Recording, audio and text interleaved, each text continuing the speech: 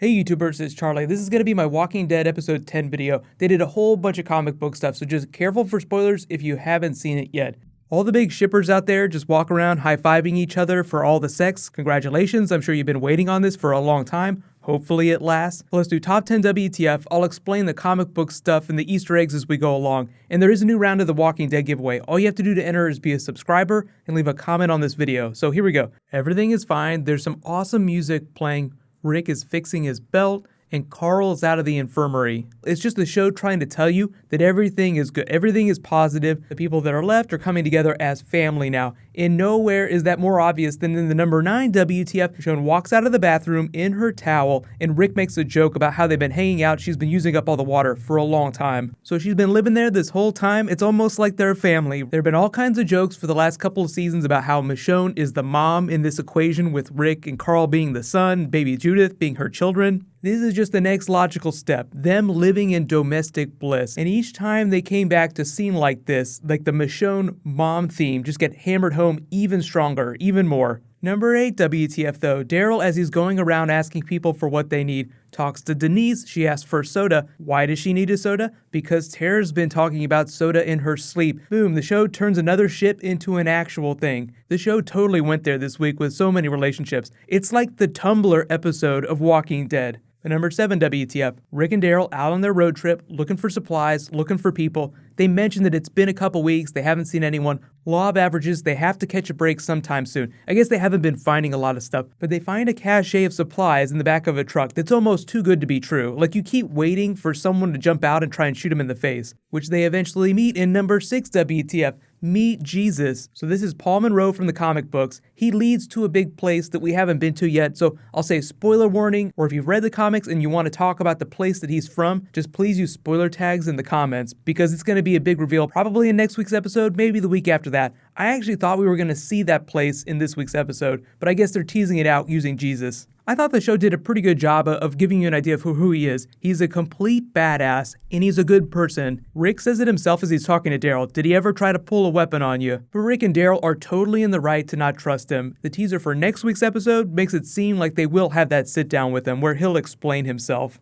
I know I said spoiler warning for that place that he's from in the comics. Just for the benefit of people, in case you haven't read the comic books, he's kind of like the Aaron of the place that he comes from. He's a scout for the place that he's from. He goes out and looks for other people, looks for supplies, but he's a total badass. He's going to be a really awesome character on the show. So get hyped for Jesus. I love people are going to be like walking around saying this now, and anyone that doesn't understand Walking Dead is going to think that you found religion or something like that, or you're like a born-again Christian. Number 5 WTF, Carl and Enid having a picnic out in the woods. She's starting to fade. I think she's slowly becoming more socialized. Like it's probably going to be a while. But the way they play the scene makes it seem like Carl's gone completely nuts, even though we learn later that he's remarkably well adjusted given what's happened to him. I mean, he might not have fully processed it yet, but the way they play the scene is really fun. There are a couple different types of tricks that the Walking Dead TV show plays that I like, some that I don't like so much. The thing that I did not like during this scene was when they start arguing with their backs to the walker. Like they know the walker's coming, but they turn around and start shoving each other, and then you get the jump scare of the walker grabbing Carl. That has happened so many times where like a character sees a walker coming, they're like, okay, I'm gonna get him, but then they get distracted. The camera turns around so you don't see the walker approaching them until finally like the walker grabs them and they're like, oh my god, they gotta fight him off. But you get this big WTF because Carl's like, we can't kill this walker, you don't understand. Notice that he is not wearing the comic book eye patch yet.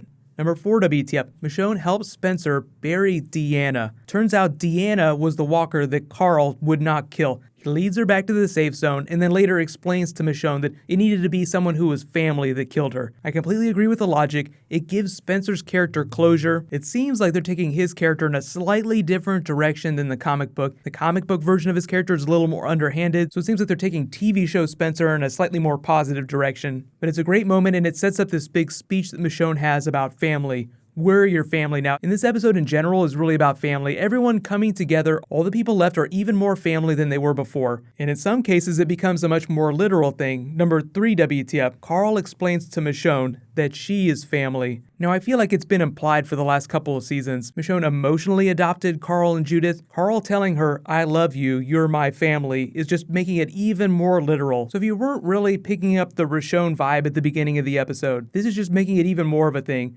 Number 2 WTF. Rick and Carl bring Paul back to the safe zone. I love the funny way they play this, where Rick's like, you were never going to leave him behind. And the bumps in the road keep making him fall on Daryl, and he keeps shoving him off like they're two kids in the back seat during a car ride. Get off of me, that's my gun.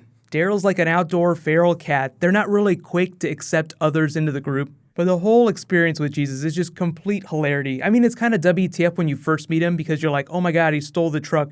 But then they chase him down and this funny music starts playing in the background as they try to shake him off the top of the van. Really excited about Jesus, and I love the way they used his skills for comedy. Like he just shows up in Rick and Michonne's bed. Hey, we need to talk, bro. And of course, number 1 WTF.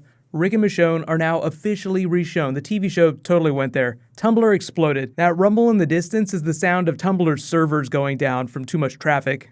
Of all the ways the TV show messes with you, I love the way they filmed this scene with Rick at the end of the night. Like he was coming home from a hard day at work, like, oh honey, I had this terrible day at work. He takes his boots off. It's almost like this Norman Rockwell painting come to life. You know, Michonne's like, scoot over, let's look at the baby, isn't that cute? Cut to holding hands, looking at each other, and you know immediately where it's going. Cut to them waking up in bed. Hey, wake up, wake up. And the way they both simultaneously bolt out of bed, bug-ass naked, was hilarious. It was so perfect. I'm not even a big shipper on the show. Like, I'm not a big Rishon shipper, but I love the way they did this. It was so funny. And it's the logical progression of their characters. The way the producers explained it is that they had been building towards this. The characters had been building momentum for a long time. And now that they were out of crisis, it was like everyone was coming together, and Rick and Michonne were just letting their guard down and letting this thing happen that maybe they had wanted previously, but because of all the craziness, just had completely put off. And I know a lot of you are worried about her now because it's like, once you have sex, you've broken the rule of a horror film. So you're like, oh man, does this mean Michonne's gonna die?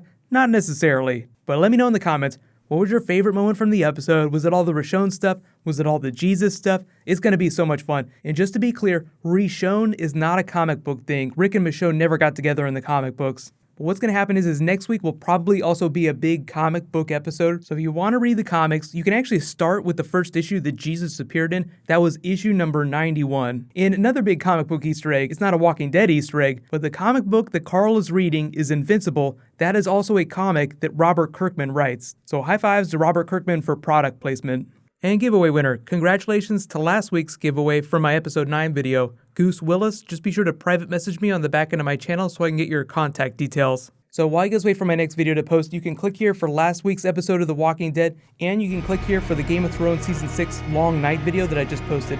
Thank you so much for watching, everybody. Let's high five. I'll see you guys tonight.